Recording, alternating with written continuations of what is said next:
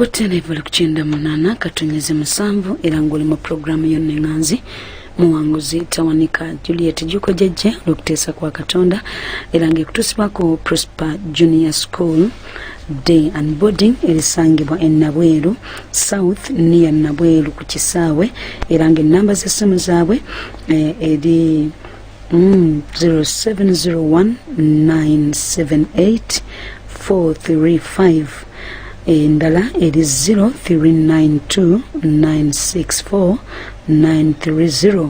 Website yabwe eri www.prosperchildcare.org. Stroke Facebook page eri Prosper Child Care.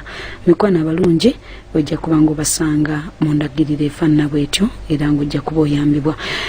Tugenda maaso n'omuwanguzi waffe omukyala Lillian Nkwana. Katonda alina amaanyi nenga sinaba mukomyawo njagala okusooka okuyisaawo olukuŋŋaana luno prayer conference 2018 omutume Michael Kimuli owa CDMI ayita abantu mwenna mu lukuŋŋaana olw'okusaba nga luli wansi w'omutwe ogugamba nti turning point okuva ennaku z'omwezi nga 10 mpaka nga 15 December 2018 essaawa 2 ez'okumakya mpaka 2 ez'ekiro ku MTN Arena Erugogo okumpi ne Game Shoprite. Abasumba bangi nnyo abagenda okubeerayo wakati mu nnaku ezo ez'okusaba era nga wetwogerera Pastor Michael Kimuli host, Dr. Joseph Serwadda, Pastor Isaac Chiwewesi, Bishop David Chiganda, Apostle Charles Tumwine, Dr. John Molinde, Apostle John Bunjo, Pastor Axel Wilbur, Apostle Paji, Peace Koti ne Pastor Wilson Bugembe ndagenda kubanga babeerayo olunno kugatta n'omuweereza wa Katonda omusumba Tom Mogera n'abasumba abalala bagenda kubeerayo nga banjo kuva ennaku z'omwezi nga 10 paka nga 15 buli kuva ku ssaawa 2 ez'okumakya mpaka ssaawa 2 ez'ekiro buli lunaku MTN Arena Erugogo we bagenda okubeera. Ennaku z'omwezi nga 10 lwabadde olunaku lwaggulo Mande tugenda kuba n'okusaba n'okusiiba mpaka ennaku z'omwezi nga 21 ennaku zaffe 10 mikwano era ng'ennaku z'omwezi nga 15 December tujja kubeera n'olukuŋŋaana lw'abakyala abafumbo ate nga 16 street evangelism abantu mwenna abali ku makubo Katonda be yayita okubuulira enjiri ey'oku makubo olwo nno bwe tunayingira mu Jan ennaku z'omwezi nga 6 tujja kubeera n'abasingles bonna ate ennaku z'omwezi nga 13 era January tubeere n'abaami mwenna ate ennaku z'omwezi nga 19 tujja kubeera n'abaana abasomi okuva ku senior 1 paka ku university olwo nno bwe tunaatuuka ennaku z'omwezi nga 2 tubeere n'abaana abo betuwungayo okubeera ddala mu lubuto mpaka ku P7 Mukama abaawe omukisa. Katugende maaso mu ddakiika zaffe zino ne mukyala Lillian tulabe Katonda yamutwala ebweru mainly kukola ki mu ddakiika kamu eddakiika waakiri 2 akitubuulire Katonda kye yamutegeeza kubanga bangi tufumbirwa naye ebiseera ebisinga Katonda connectinga n'omuntu olw'ekigendererwa. Lillian. Amina. So omusumba bwe natuuka nembeeraawo naye nga we wayitawo emyezi 6 nentandika okufuna ebirooto bye nali sifunangako mu bulamu bwange bwe wawo nali mulokola nate bwe nava eno nasigala nga anywedde kubanga nali najjukira ekyamutuukako nga ndi eri Baghdad nensigala nga anywedde naye nga nsaba nnyo kubanga by then nali sirina mulimu so when ntuuka na filing ebipapula ne tugenda actually ne wedding twagikolera eri bwe twamala wedding ne after a few months nefuna green card so natandika okufuna green card naye nga nsaba nnyo obuseera ebisinga nze mbeera mu kusaba nsiiba bwentyo naye lwali lumu neefuna ekirooto nze musumba nali nyambala bubi nga bw'okiwulira kubanga nze simanyi oba nze nzekka naye nga tumanyi nti abazungu lifestyle y'abazungu baagala abantu abambala okwambala bwe batyo empale obugoye obumpi ebyo bwe bityo nange wenti bwe nali nyambala kuva eno naye after 6 months nenfuna ekirooto nga omukyala antutte n'antwala mu dduuka n'aŋŋamba nti kuva n'olwaleero togenda kuddamu kwambala ezo engoye nanzigirayo agagoye ge nali sisuubira nze sigakwatanga nako naye ekigambo kye baŋŋamba nti eddoboozi lyasooka ne limpita naŋŋamba Lillian, I want you to be humble. Naye humble kubanga mmiya ndowooza nti ndi muntu atayogera nnyo era osobola nakunninyako n'oyitawo n'ogenda like n'omuntu ali awo bw'atyo.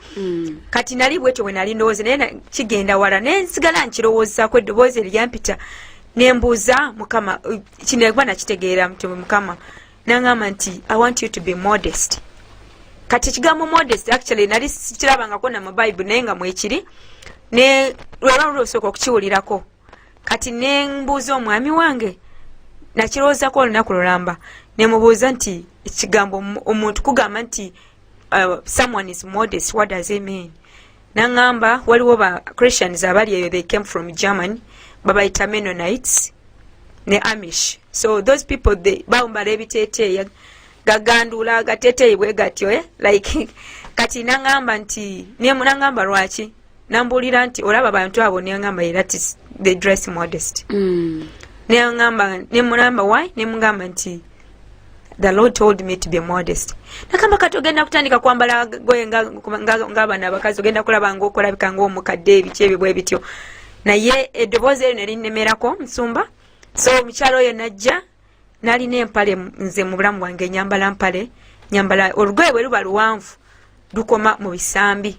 Nyambala shorts kwa natuka eri nanga mtwala mu maduka kugula ngoye za sama ne tugula bu shorts nga bwe nesala bu shorts bugoyo bumpi kwambala bino amabere gonna ne gali bweru naye ongoye ezo omukyala bwe yantwala mu duka eryo nandaga engoye ze nina okwambala mu kirooto ngamba nti oluwanvu luba luwanvu lulina okubeera wano ku above the ankle. Then olumpi tubere at least slightly down below the knee. Nangamba nti bwotuula wansi nolaba nti olugoye lwo wano ino okukwata wano oba kufuna ekintu ekyokwebikawo wano manya nti that is not modest. Nekimbeerera ekizibu nalina olugoye siteeteeyi kimu mu bulamu bwange naye nga it was short nentandika okukyambala nga skirt nga nyambala ka top kubanga eddoboozi eryo lyannemerako nanfuna blouse waggulu kiteeteeyi nenkyambala nenkisika wansi nakyambala mirundi 3 nga buli wajja mwami wange asanga nyambadde olugoye olwo nagamba I'm tired of seeing in one cloth nagamba tugende nkugulira engoye nantwala mu store nengula engoye nengula actually that 3 skirts nenzambala nga buli lunaku kati olwage natandika ku ordering ngoye kubanga it's not easy to find godly clothes in America. Now ordering online some skirts kati nentandika okwambala ebyo bwe natandika okwambala biri kati ziri empale nga njagala zikubaako benziwa kati eddoboozi neŋŋamba selfishness nagamba are those not my children? Kati ne baŋŋamba engoye ezo nzokye era saazigaba kati ninze okwambala ne batandika okunyamba nga nfuna ebirooto bantutte mu dduuka ngula ngoye naŋŋamba nti ate olugoye bwe lubanga tolina okulaga wano mu kifu mabeere oyambala olugoye nga lubikka bulungi naye nali simanyi mission eri behind it ebyo byonna transformation obondaba nga bwendi musumba so that transformation nze nayagalanga nnyo okwekolako era nali ng'enviiri nga neesiba n'okwesiba nze nali nakamala gula obuviiri obulungi naŋŋamba nti you're changing my creation kati ebyo byonna transformation yona kuva ku mutwe mpaka wansi ku bigere it wasn't easy nakaabanga amaziga nabikabirangamu nze buli back to back messages zajjanga buli bwenteekako omutwe olunaku lwatukalinga basigenda kwebaka kyekyali emabega w'ekyo ekyali emabega w'ekyo ndowooza Mukama yayagala kusooka kunkyusa then alyoka ankozesa kati afterwards bwe kyama natandika okumpa messages naye nga messages zimu z'abakyala naŋŋamba nti my children women are in hell because of trousers my children the men are in hell because women are sending them to hell because of their indecent dressing nagamba go and tell them naŋŋamba nti now eddoboozi lyagamba nti listen to the word of God and tell to my people I'm going to put my words in your mouth and I want you bange bali mugeyeeno lw'abakyala abambala empale I'm going to put my words in your mouth and I want you to tell it to my people naŋŋamba nti now I'm sending you to the world, to the churches, to the streets and to the hospitals Go and tell them that I'm coming soon. But I'm coming to take the blameless and the spotless church. Nalisimanyi, like, nembuza, what does it mean to be blameless? A blameless and a spotless church.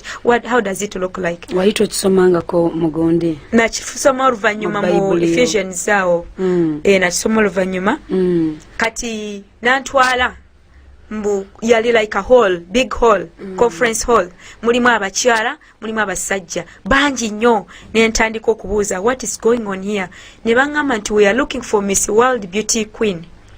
Kati bwe nababuuza, bwe bangamba nendaba abakyala bayimiridde mirrors, abazungu, omuwala yali omu yekka omuddugavu. Nali simulabye before. Kati nga beekolako bali beekuba makeup, bano bambala nga batandika okubasoma. Baba basoma amanya nga bajja bavaayo banoonya nti Miss World Beauty Queen. Kati bwe basoma ne batuuka ku muntu owokuna nga tewali gwagambye nti this is the winner. Nentandika okwebuuza, these are beautiful women. Ne basoma omuntu asembayo yali wakutaano. Yavaayo omuwala yali ayambadde long dress nga kiriko emikono, yali asibye enviiri ze nga bwolaba Sister Winnie nga bwasibye enviiri ze ezo, nga kapaafu akasibidde wano. It was natural. She didn't have anything on her body, like anything nga kyagasseeko. Teyalina makeup, teyalina kintu kyonna. Nemutunuulira naye naye avuddeyo naye nga she was so simple, ng'atambula bulungi, ayambadde her flat shoes. Kati n'alinnya ku pulpit wali ne bagamba she's the winner. She's the Miss World Beauty Queen contestant. Bana bala ne bamutunuulira nga bamuvuma n'afuluma ebweru naye nga smiling, bwe bamuvuma nga she was simple, teyabaddamu. Kati nenvaayo. Bwe navaayo nebuuza nnyo neŋŋamba kino ekintu nga I was so surprised kubanga ng'omuntu ono yasinze.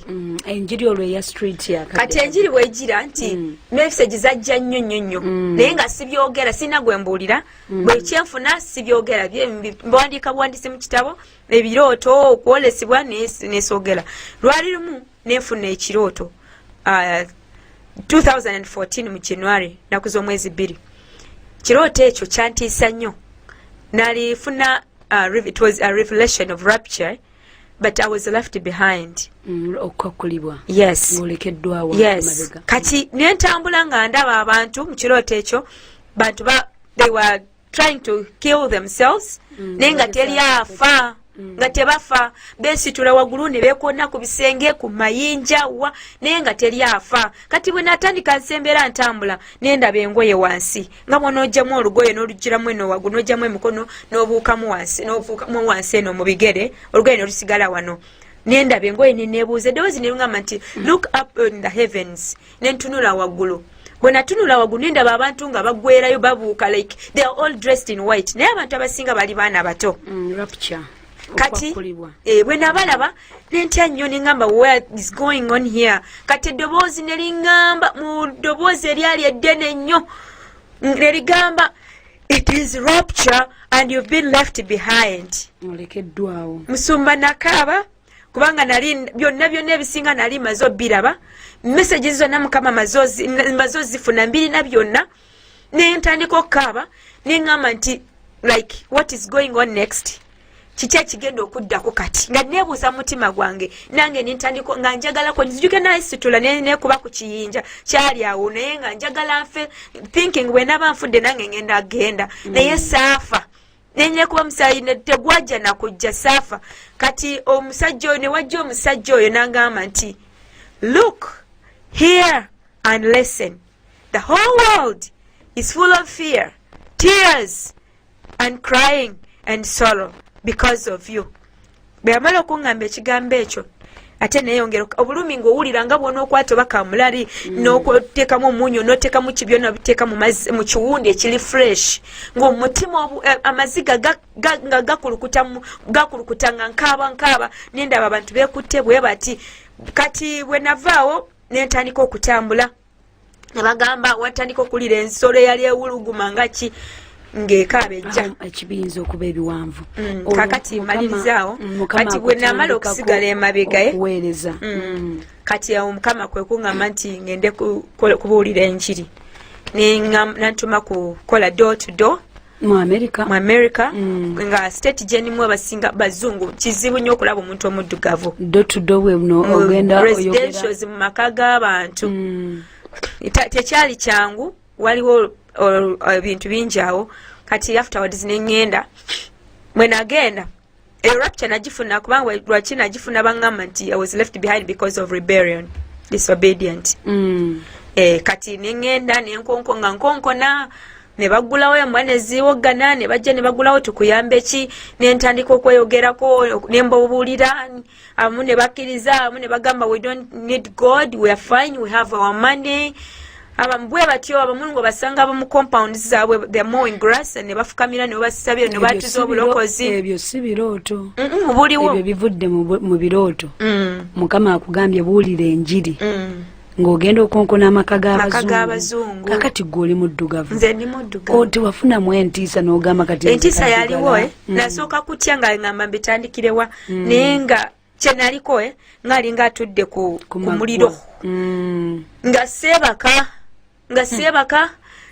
nakaabanga negaananga kwebaka n'okulya ne kunnema nenkaaba mukama ntandikirewa tekyali kyangu naye olumu nentuula mu ntebe ningamba sigenda kwebaka kantule mu ntebe lwali nakatuula mu bwenti omwami wange ageze mu buliri yeebase nenfuna ekirooto nga ngenda mugeyeena ne basitula omutwe gwange ne bagufumita wansi amagulu gali waggulu mu bbanga nengendera ddala nagenda okulira abantu abawogana ebintu ebiwunya abantu bawogana wowe kati ne bangamba nti you are going to hell because of disobedient. Kati bwe navaayo nengamba mukama mpe ekisa nengamba sigenda kwebaka nentuula mu ntebe nenfuna ekirooto nga ndi ku street mu America nga ndinga ensolo nga mbuulira repent America, the wrath of God is coming to this nation, repent. Nembuulira nagenda okulaba bampa nga mbuulira mu kyani it shall come to pass in those days I will pour my spirit upon all flesh. Ne Joel 2:28 nenjogera nenkaaba amaziga kati mu kirooto nga ntudde no seebase wano ng'obuweereza bwa dotudo omaze obbukola nga sinaba nga nkyatidde nengamba mukama nakaaba nnyo mukama mpe ekisa kati nali ntudde mu ntebe opposite waliwo air conditioning kati nanga eddoboozi ne libwatuka mugundi omwo ne ligamba pray for the spirit of boldness nengamba kale kati bwobanga omwoyo gw'obuvumu yes mubuliwo nga seebase nagenda okulaba ekigambo ku kisenge kyewandise like a rainbow bwekiti nga kiwandise rebellion mu capital letters katawo nensituka nengenda nenga nkonkona ne bagulawo bwebityo kati bwe namalawo nengamba nangamba ngende ku street nengamba mukama ku street ngenda jubuli naye ngende mu Uganda mu Africa it is easy nengamba nzo muddugavu nze ninga bwendinga bwenfaanana nga bwondaba ntandikirewo abana abazungu balina emundu like okitegeera kati dezi jeno bwe natuuka eno Uganda nali maze ebbanga nkola conferences mu churches ne crusades mukama yakutwala mu America kubuulira njiri kati ate ovuddeyo ojobulire banna Uganda nayagala nga nnyo oluyimba luno lwa Yesu bwanampita naye essaawa zino sagaana duwulira nange naayitaba sagaana duwulira nali neebase mu kyaki eno mu Uganda eddoboozi ne liŋŋamba nti for you don't belong here, arise go and tell my people the Americans. So nenzirayo nja kuvunula mpolampola situka ogende wali olize no overnight nadda nali mvudde mu conferences nkola conferences mu churches eno bwe manzi zeno kati nga tuli mu overnight tumaze okusaba ne bakako katono ku macha zali sawa 12 nali sirina mutulo ddoboozi lyayogera nga mpulira kati nengenda nenzirayo naye bwe nadda era saatandika kati afterwards nengenda ulwalunaku 3 mu October batera kubeerako ne gundi activities mu streets ne bagalawo amagulu nengamba kasa kati kangende njabuulira nsuma natuyana nentuyana nga nzisanga empologoma 2 hours nga netolora back to back nonya wentandikira naye simanye kyantwala wakati w'oluguudo na watuuka natandika okusanga empologoma nga ntuyana mu luguudo nembwatuka mulundi gumu olina omwami ndinzeka abantu bona bazungu ne bantunuulira nembwatuka repent ne nenjogera n'ebigambo simanyi nabye nabye byava ekyo si kirooto mu buliwo wenabwatuka nembwatuka natwala eddakika nga 15 kati nempulira eddoboozi nga liŋŋamba kati naawe otambula yita wano nga ntambula mpaka wenatuuka waka bwe natuuka waka neŋŋamba bakye kimbaddeko netunulira neŋŋamba oba kiki kati awo munayo kuva olwo okutya nekwenzigwako kati nentandika street preaching ngenda ku street nembuulira enjiri bulungi mba nkyali awo ngenda okulaba abazungu bali mabega wange genda okulaba bambuuza bajja bambuuza tukole tutya yes ku luguudo kwennyini ku bitala waliwo street bagita Church Street awo mu Pennsylvania wembeera nenyimirira nembuulira genda okulaba bakuba engalo abazungu bakola bwe bati bagamba preach it omwami wange olusajja n'apaakinga wali n'asigala mu motoka n'agamba n'okuwulira preach it sister Lillian nga bw'agamba kati nentandikawo bwentyo kati bwe mbandekeddeawo nga sigenda ngenda okulira abantu bajja baŋŋamba nkolera ku hospital ku ddwaliro naye nkola 2 days a week nkola 2 days a week kati ngenda okulira nga Lillian twakulabye ku street nga tokyagendayo byenemjiri gyetwagala okuwulira this is what people need to hear we wish we have people like you but the first time I went to the street police yajja bwe yajja nali ndi awo nga ndaba emotoka ejja bwe yatuuka ne baŋŋamba nti we are here because someone called us so we want to see what is going on nange nembagamba yes I'm preaching the gospel because if all people have the fear of God in them you police you will not have troubles or problems with the thugs or drug dealers or you know like thieves yes olaba police bakuzingako bagamba nti ndi mukubuulira njiri tisinga sibuulira singa ki mu Luganda kimi singa abantu bonna singa balina okutya Katonda mu bo namwe police temwandibadde na buzibu you know na gangs drug dealers ebyo bwebiti drug addicts kati ne bagamba no we are not against what you're doing actually we are so surprised that someone can do this here I wish we could have more people to do this sure? Yes abazungu aba police nga bagamba tuwewunyizza nti waliwo akikola kino tisinga bafunayo abalala bangi kati ne bangamba go ahead because we wanted to know to see if everything is fine ne bampa handshake ne bansaba essimu yange ne bagamba keep it up bagenda afterwards ne malawo banga tono nenzirayo waka ne bankobira essimu bangamba Lillian are you fine want to make sure that you're fine katukomeo owuliriza 98.7 MCF Radio emmere y'omwoyo gwo gulukukayaka atakolere n'okulya talinga ssaawa emu mpaka 4 ez'okumakya wano ku 98.7 MCF Radio emmere y'omwoyo gwo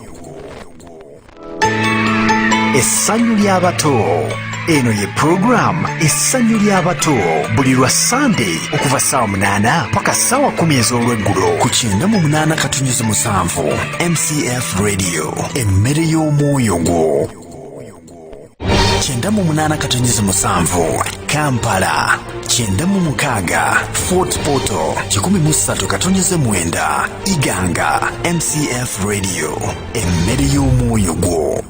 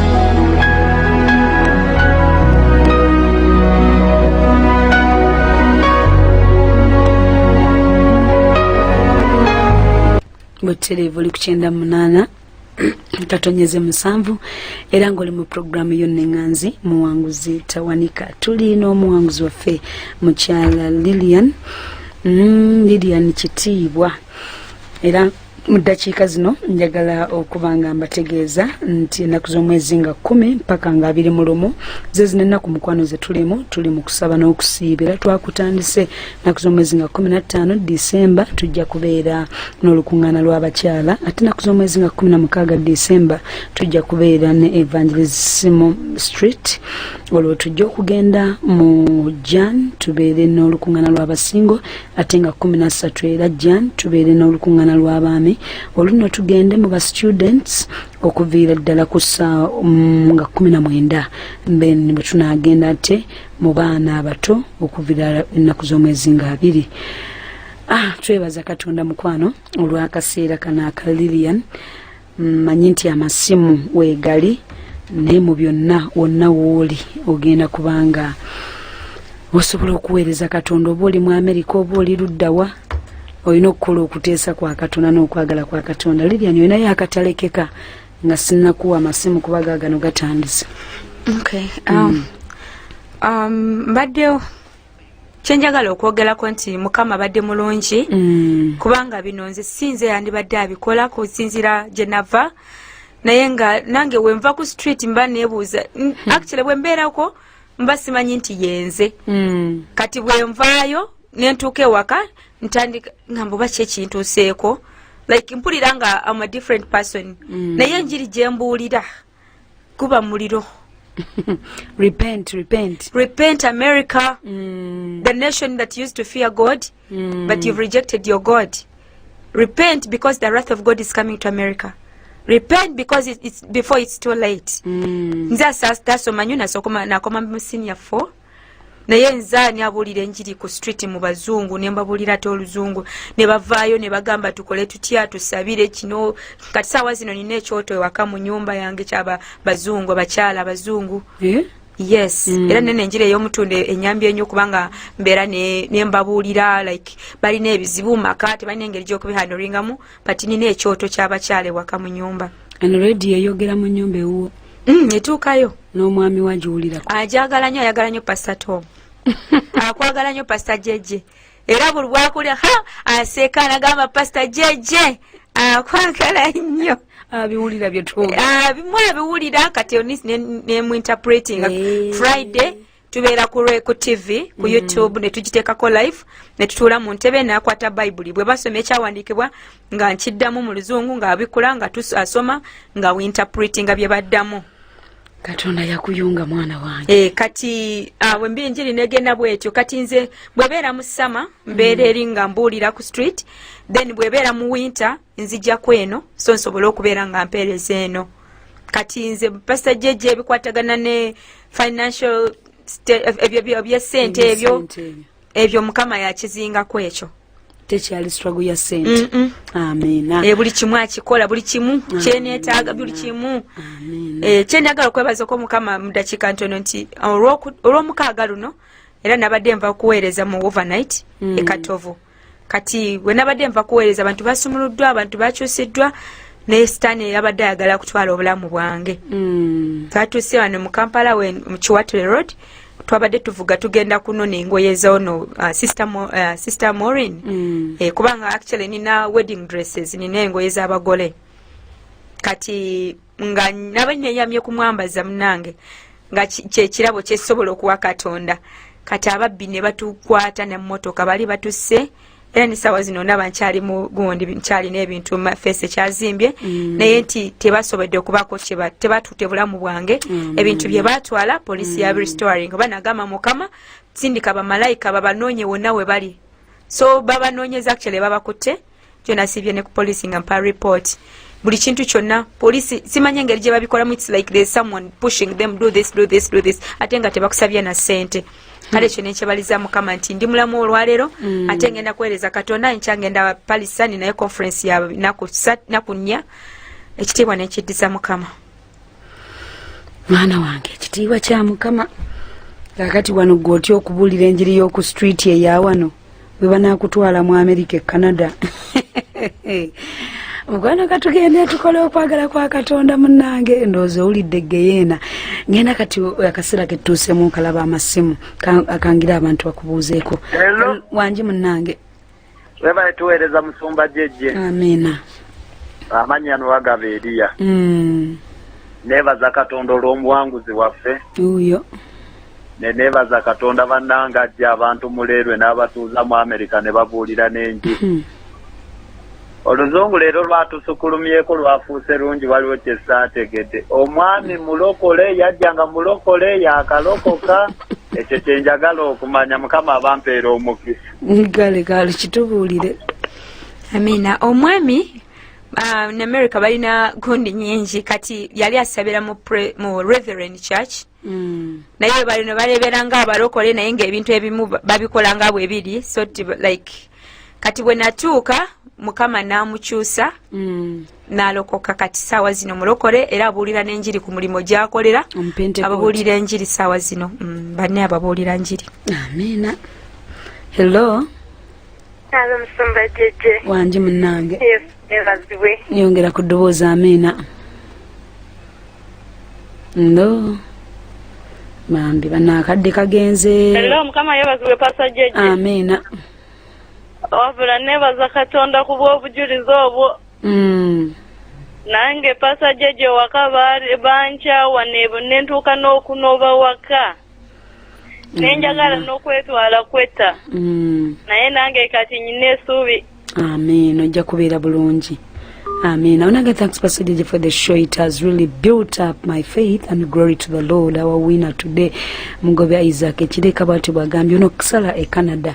Agambye, how does she dress in a winter without wearing pants or trousers?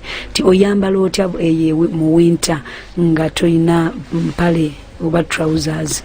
Mu winter nyambala engoye era za bulijjo ze nyambala ebiteeteeyi ebiwanvu skirts empanvu naye buli bwenzija eno ngula skirts eza jeans ez'empanvu ezo eza jeans kati nze nakizuula nti bwenayambalanga empale empewo yampitangamu nnyo naawuliranga nnyo obunyogovu naye kati bwe manyambadde skirts babiteeteeyi kati empewo bw'ebeerawo nnyingi jjukira eba ekufuuwa lugoye esuukira ku lugoye naye wali olugoye lukukutte nnyo kati empewo eba ekuyingira nnyo kati munda nyambala nfuna long socks stockings ezimpanvu knee length zenyambala then nenyambala engoye zange kati kyenazuula nti ebigere woba oyambadde bulungi ebigere biri warm ne ku mutwe nga oyambadde like enkofiira ebyo bwe bityo oba towulira ne gloves tosobola kuwulira bunyogovu then nkolera ku ddwaliro abagamba nti bambala we wear scrubs naye nga abazisinga zibeera mu mpale kati bagende ku gundi ku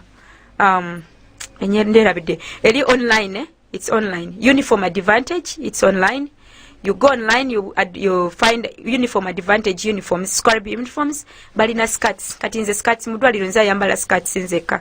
Bwembeeramu bagamba ogenda okulaba omuzungu agamba, are you a Christian? Ngagamba, yes. How did you know? Because I can see the way you are dressed. Ndoze njawulo ogiraba mukwano. Wangi munnange. Hello. Ese bazizo musumba. Amina. Ono Doreen Trishebo. Nagala okubaza omuwanguzi waffe. Olw'okuwangula. Bambi yangu akadde katono nnyo. Okay, musumba njagala omubuuza. Nti baganda be bonna baalokoka era yasaba ssaala ki eyamujja. Kale. Yangu olina ebibuuzo bingi baganda bo bonna baalokoka. Right now wenjogerera musumba baganda bange bonna baalokoka nze yasooka okulokoka mu family yaffe ne mama wange yajja wano omutundwe n'alokoka baganda bange ne wenjogera saawa zino wali omuganda wange ali mu church saawa zino bonna balokoka tebakoma kulokoka ba pastors babuulizi b'enjiri muganda wange omulala naye kati ali bweru ali kata mubuulizi w'enjiri. Amina. Yes. Amina. Hello. Hello musumba jeje. Wangi. Yes, yebaziwe nnyo. Omuwanguzi waffe munagwe ali kuwangula.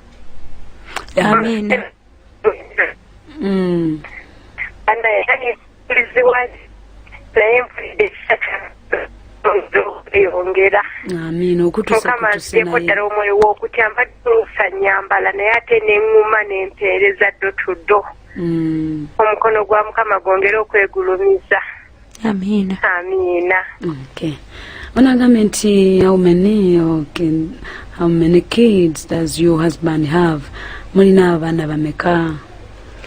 Sawa zino tutenaba kufuna abaana naye Mukama asuubiza kubanga Mukama kyeyangamba nti nina byensobola nina okusooka okukola kubanga ntambula nnyo every year mbeera mu Uganda kulwenjiri every year ntambula buli mwaka nakyo nkyebaliza Mukama kubanga era omwami yagamba kati togenda kuweereza ngenda kuva eri mu Lusumba nga waliwo already churches Mukama zandaze zantumyemu kati ngenda nva eri nga nina already churches ngendamu kati anaakomadde okugamba ozaali kati Lillian which part of Bushenyi ayo Aishaka Aishaka bananga kagenza mu nsaasira abamasimu n'aba bomba tujja mu kibuuzo ogambye otya munnange Yesu yeebazibwe. Amina. Banaye muwanguzi Yesu yeebazibwe mukwano. Amina mukwano. Munnange nze nali mmanyi ogenda mu Amerika kusiiga bulu bandi naye Mukama nga wa mutawaana. Amina. Twebaze Katonda naffe agenda tunyiga bali mu Uganda. Amina. Kusiiga bulu bandi Mukama tebamulyaza amaanya. Tosobola. Bannange yakujja ku Serena banaye twebaza Mukama bambi webale kuwangula naffe katuyimirire. Kitiibwa kya Mukama. Amina. Mukwana Mukama yeebazibwe musumba jeje nkwagala nnyo ze Fatuma ne Bulenga. Ntuyanziza. Prescriptor jeje I'm tuning right from congratulations winner. Ezo bane message zibadde nnyingi nga zikwebaza so kati noonyamu za bibuuzo byokka. Omwami akuulidde ku muwanguzi tawanika wamubuuliddeko. Namubuulidde naye akola early morning so sawa zino ali ku mulimu sawa zino naye namugambye ajja kuwulira olweggulo wanabakomyewo sawa ziba sawa 9. Ani anamuvunulira olwaleero bannange ekyo obwedda kyova ogyongeramuko oluzungu alutegeere wangi munnange Mukama yeebazibwe pasa jeje aweebwa ekitiibwa amannya gange nze mulangira Kimbugwe Lillian Mukama yeebazibwe. Amina mukwano. Ono mulangira Kimbugwe Chef Serena. Amina. Wabala kuwangula mukwano. Ekitiibwa kya Mukama. Kati abagamba nti abalokole panga obujulizi. Baje waliwo akumanyire ddala mulangira Kimbugwe Chef. Amina nkumanyi. Baje babuuze nze nti Katonda kikyakola mu bulamu bw'abantu. Amina. Nange namusembeza era tumunoonye mutundu awo kiro na misana. Amina. Yanneetwalirayo nze kennyini nnyini. Amina. Naye kulika nnyo bambi. Amina. Naye ojja kuseera n'otulabako. Kale sebo. Naliyo kuseera. Ojja n'otulabako. Kale sebo. N'olya ku pizza. Okitegeera. Natwalayo famire yange last week. Ne babeerayo. For lunch. Mama tumaliro tubeere wano essaawa 3 nga tupanga bupanzi. Ye mama mutugwoletayo bate bimuweddeeko. Okitegeera. Yesu akolera bya ddala. Hello. Mukama feebazibwe. Amina mukwano. Omuwanguzi waffe Mukama feebazibwe. Amina mukwano. Banaye Mukama nga yakola bulungi ze just yagamba nange ekyo kimbeeko. Amina. Amina. Bona atandika okubona abuulira enjiri ku street kikubeeko.